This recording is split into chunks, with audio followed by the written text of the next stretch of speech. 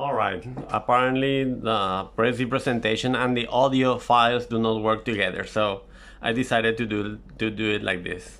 Sorry about the computer thingy that you can see there. Okay, the lesson is what is language, and in order to define language scientifically, we cannot just use the dictionary definition of a means of communication. So a linguistic definition of language is necessary. Right to there. Okay, it's necessary. And in order to do that, I cannot just give you the definition, the scientific definition. Instead, I'm going to give you the language features, the characteristics of all languages, so that we can, in the end, define languages. So here we go. The very first language feature is use of sound signals. Can you read it? Ooh, gross. Okay, use of sound signals. Why do we say that sounds are signals? Well, signals meaning symbols, because we use sounds in a symbolic way. For example, when I say in English, it's just a sound. Is a sound, but it means an article. A photo, a piano, a remote, is an article. If I instead say in Spanish, is a preposition. Me voy a mi casa. Te voy a pegar.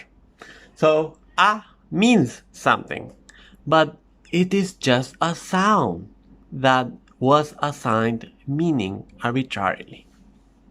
That's why we say that sounds function as symbols or signals. In the case of sign language, we say use of signs as symbols. So symbolic signs instead of symbolic sounds. Let's continue with the other features. The second feature of languages is duality. Duality comes from the word dual. Dual means two. Duality is the combination of sound and meaning. When we speak, we do not just produce sounds. If we just did that, my language would sound like this. But that is totally meaningful. So in order to be a language, we need two layers together. Sound plus meaning together. The third language feature that we can see is the one that Tarzan is feeling. Look at the scene. Tarzan is touching Jane's lips. He is figuring out that language comes out of the mouth. Okay? Why is it that he did not learn to speak English properly? Yes, because he was not exposed to English. Why? Because we human beings have a need for learning. Unlike animals who learn to speak in a way when they are born, for example, birds, when they are born, after a few minutes or hours, they start chirping. Or horses, when they are born, after a few minutes or hours, they start walking. That capacity, that skill is innate in them. While human beings, we need to learn. Someone needs to teach us. If we do not get taught, then we don't learn. Learning happens through cultural transmission. Your parents taught you to speak. Someone who raised you taught you your language. So cultural transmission goes from generation to generation, and everything that we know is through what we have learned. That's the third feature of all languages, shared by all languages. The fourth feature is called displacement. Okay,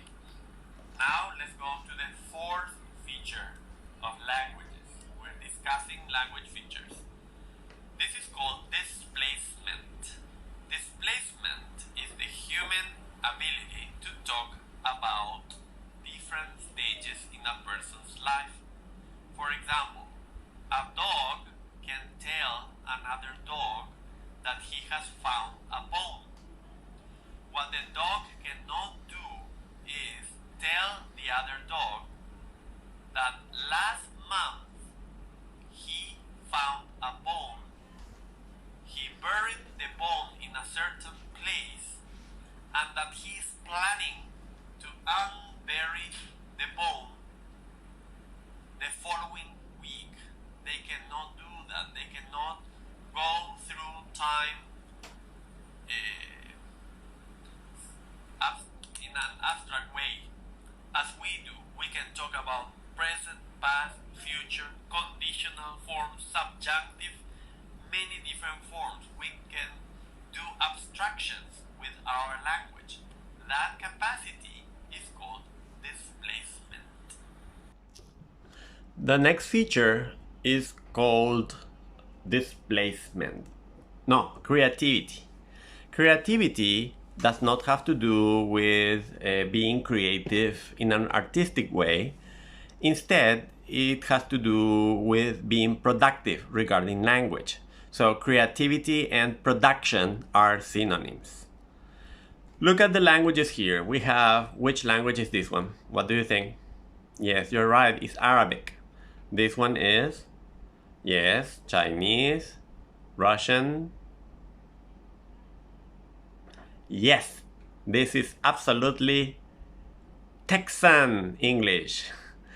Spanish, Japanese, French, and German. Alright, and creativity has to do with this human ability of creating new sentences even if we have never heard them before.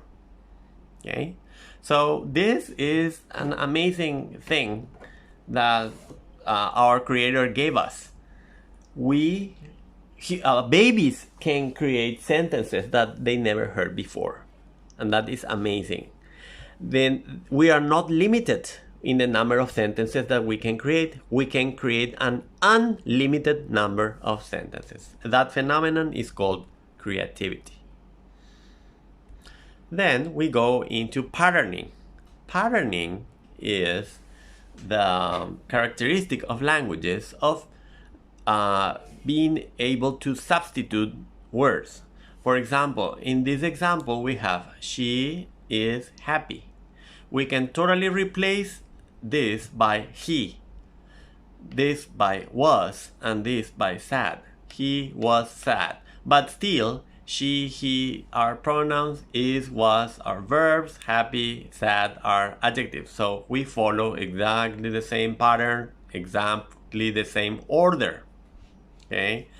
If I say the prize has made your team rather objectionable, instead I can say, for example, the winner has cooked for your friends some sausages, something like that. And I can still replace the words.